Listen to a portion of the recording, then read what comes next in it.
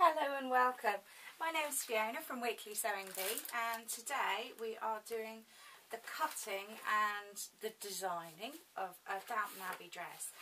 So I have in my head a very clear picture of what I would like to do, and all I have to do is, with the use of my block patterns and my tape measure, and if I don't have block patterns then I would be using a fitted blouse, I think would be best, of a non-stretch material.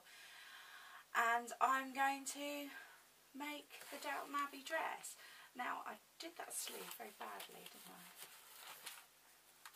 Yes, so I want little corner sleeves, I don't want full sleeves. And then I want the dress to come down to my tootsies and with a slight gather in it. So that's basically what I'm trying to convey. So yes, I'll put that over there out of the way. Now I do have my block patterns, and I am going to be using the red line which I use for my blouse. You can use any colour you like if you do your block pattern. And on my block pattern I always start with, I draw the back, because I can adjust the front quite easily. So if I was doing it by measurement, I would use a tape measure or a bit of string, it doesn't really matter, whatever you have to hand. I will do some measurements though, because I need it to come tight under my bust line. So let me just stand up a minute. And so I will take that measurement, and then because the pattern is in half, I will fold it into 4. Yes, I have had a moment's thought when I was doing a video once and I went, huh? But yeah, just so that I can double check that it's the right size. So I'm actually going to bring it out there. And I don't need it to come down very far, but what I do need is it to come down as far on both the bits of paper, on the front and the back. So that's basically my back. It is so simple,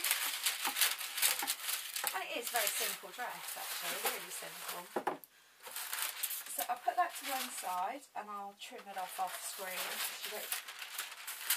You don't need me see me cutting paper, do you? It's very, very boring. And got my roll of paper again. And because I used exactly the block pattern of the blouse, I know that I need to do my top seam of my sleeve this length. So I'm just copying. I know the neckline comes down and then comes across. So, and I can check those measurements because I need it to come down, because literally. But it is a Downton Abbey dress, so. And then we come down here. So for those of you that don't know what I'm talking about, Downton Abbey, so we are in Edwardian times. We have Pride and Prejudice. We have just before the Cotton Revolution. So we were still in the time of the wool. Obviously wool was hand weaved or machine weaved on a smaller loom than we use today. So that's that. Whilst I was chatting, I did take the measurement off the back just to get the depth right here, because they have to match up, even though the anatomy of a human is slightly different at the back and the front. And the only other difference, at the front, I'll need it to come in slightly, just so that I can move my arms comfortably. So I'm just going to draw a line there. And it's only going to come in probably ½ an inch, maybe an inch, so that's that done. Now I'm not going to draw a pattern for the skirt of the dress. It's going to come from below my boobies right down to my toes and then come in a gather. So it's going to take an awful lot of paper, and what I'm going to do is I'm going to use the cloth I've got, so the normal width of a ream and then the length. So I'm not even going to adjust that and do it in one single piece of cloth. Now I do need my sleeves as well. Now if I was doing full length sleeves, one of the tricks that I've learned over the years is I can copy round this curve, and then I can move it and then draw the line so that I've still got all the material, and then add my hem allowance.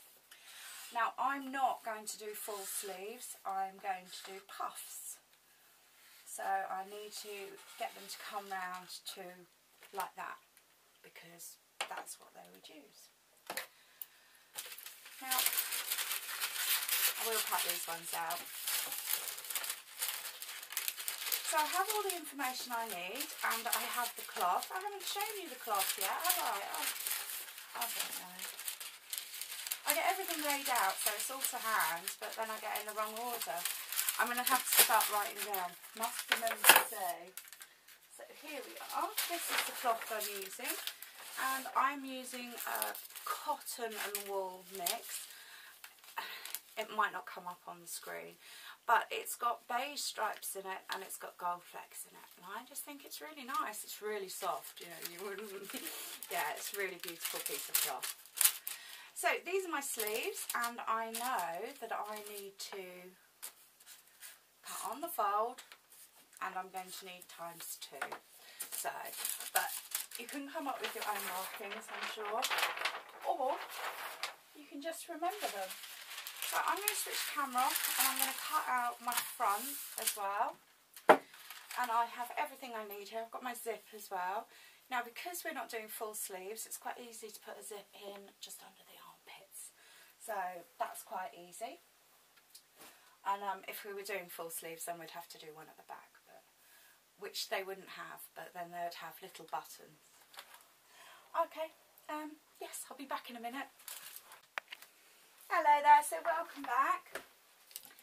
Alright, what I've done is I've done one sleeve, because I only cut one bit pattern out. I'm very lazy, I'm minimal. And then all I need to do is cut this out. I've measured my long piece of fabric for my skirt, and this is basically what I've got left. So it's entirely up to you. I usually keep the pattern, the paper pattern on the dress until I can actually use it. This is just in case I get called away, which happens, you know, best will in the world. Somebody will knock at the door or something, and I just find it a lot easier. Now I have added my hem allowance on when I did the pattern, although I didn't mention it, and so basically this is all ready to sew.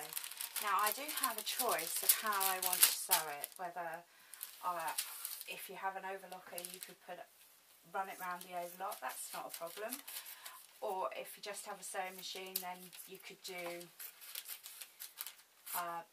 an overlock stitch if your sewing machine has one. I must admit I don't use that, I find it quite slow, and I prefer to straight stitch and then just go over the edges with a zigzag stitch. So, but I think because it's quite, well, I'm going to say heavy for a dress, it's quite heavy material for a dress, I don't think French seams would work, and I don't think Hong Kong seams would work either. So there we are, we have all our bits. I've kept all my cut-offs in a pile, and I'm ready to go with the next stage. Okay, thank you for watching. I hope you tune in tomorrow, and I'm sorry if it's a problem if I'm doing it over 2 days. It's just we have trouble uploading, and then I know some people have trouble downloading the larger videos.